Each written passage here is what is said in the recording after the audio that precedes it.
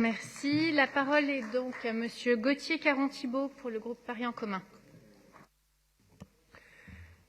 Madame la maire, mes chers collègues, de 2020, nous garderons de tristes souvenirs sans doute, mais nous ne devons pas quitter des yeux et des mains les défis qui auront été lancés à notre collectivité pour l'année 2021. Si gouverner, c'est prévoir, alors imaginer un budget, c'est s'adapter sans cesse à la fois aux conséquences de faits qui nous échappent, à leur permanence, aux effets à venir, mais aussi aux choix stratégiques des autres acteurs institutionnels, le tout sans oublier la volonté qui doit présider à l'action de gouverner. 2021 sera un mélange de tout cela, et son budget aux multiples défis à venir le montre bien dans l'action sociale qu'il entend maintenir. Il nous faut un budget qui ne renonce en rien aux objectifs récemment validés par les Parisiennes et les Parisiens lors des dernières élections municipales, mais qui soit aussi en capacité de supporter les aléas de la situation sanitaire et les conséquences sur les publics fragiles, tout en faisant face au désengagement de l'État du soutien financier aux collectivités locales. Et avec un budget qui alloue 1,77 milliard d'euros aux dépenses sociales, soit plus de 39 millions d'euros qu'en 2020, je crois que nous avons là un effort sans précédent en comparaison avec la situation, elle aussi sans précédent, que nous vivons. Cette hausse, néanmoins contenue de 3,3% dans le cadre de maîtrise que nous nous imposons, malgré les incertitudes et l'absence de soutien de l'État, s'accompagne également de choix de gestion forts pour renforcer l'efficacité de notre action sociale. Le budget que vous proposez à notre collectivité est tout d'abord le budget d'une collectivité locale qui se tient prête à assumer le coût social de la crise sanitaire que nous vivons, et en particulier les plus fragiles d'entre nous. Et parmi ces plus fragiles, il y en a 69 757 qui perçoivent le RSA, soit 13% de plus que depuis le 1er janvier 2020. Cette augmentation très nette a un coût non négligeable de 25 millions d'euros que le budget qui nous est soumis prévoit pour un montant global de 385 millions d'euros. Outre ce chiffre, je tiens également à souligner le travail mené afin de proposer lors de ce même conseil pour 2021 une nouvelle convention entre les acteurs qui accompagnent ces allocataires pour notamment diminuer le temps d'instruction des demandes. Il me semble en effet important, avant même le retour à la normale, d'optimiser les conditions de prévention, d'instruction, d'orientation et d'accompagnement des publics, alors même que de nouveaux profils apparaissent ou se renforcent, nécessitant des suivis spécialisés.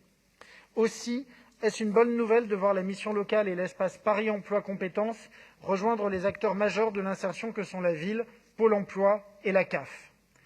C'est d'autant plus une bonne nouvelle que le budget proposé renforce notre investissement pour éviter la spirale de l'exclusion à celles et ceux qui auraient à faire face à des problématiques de loyers impayés.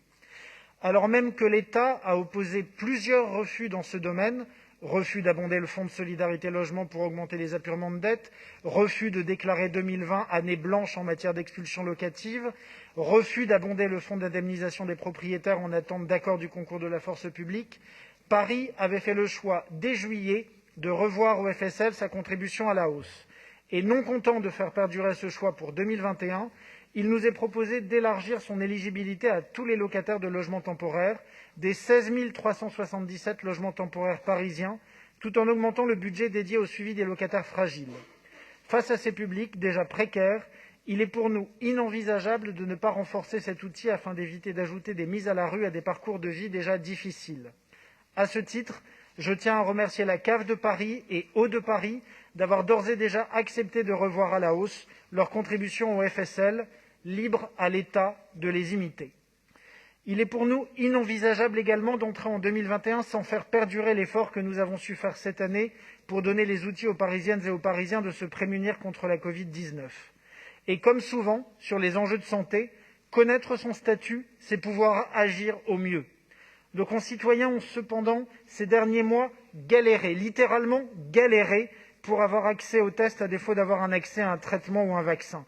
Nous avons tous souvenir des files d'attente devant les laboratoires dès tôt le matin. Dans cette période, Paris a instauré 6 centres de dépistage que nous ferons perdurer. Cela a un coût, 7,5 millions d'euros. Un coût que nous assumerons seuls. Il en est de même pour les équipements des dépenses de protection dans les établissements que nous gérons. Blouses, masques, gants, ce sont 6,5 millions d'euros qu'il nous est demandé de prévoir pour garantir la sécurité du public accueilli. Et au même titre de la sécurité, c'est la garantie du service prodigué qui reste la boussole de ce budget 2021, avec une subvention de la ville versée à son centre d'action sociale d'un montant équivalent à 2020, soit près de 465 millions d'euros, malgré les contraintes qui pèsent sur l'ensemble du budget municipal.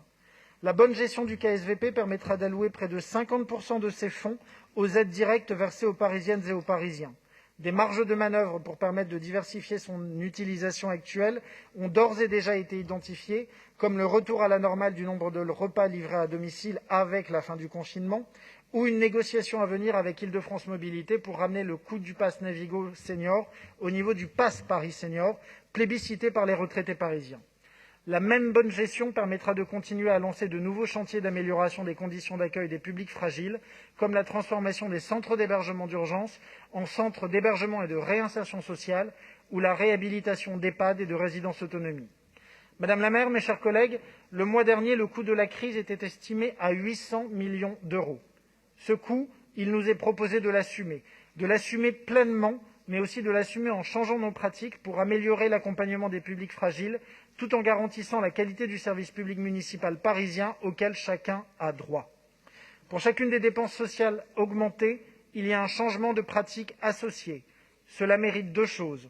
Tout d'abord, des félicitations appuyées à l'ensemble des travailleurs sociaux de Paris et à leurs encadrants, qu'ils soient associatifs ou municipaux.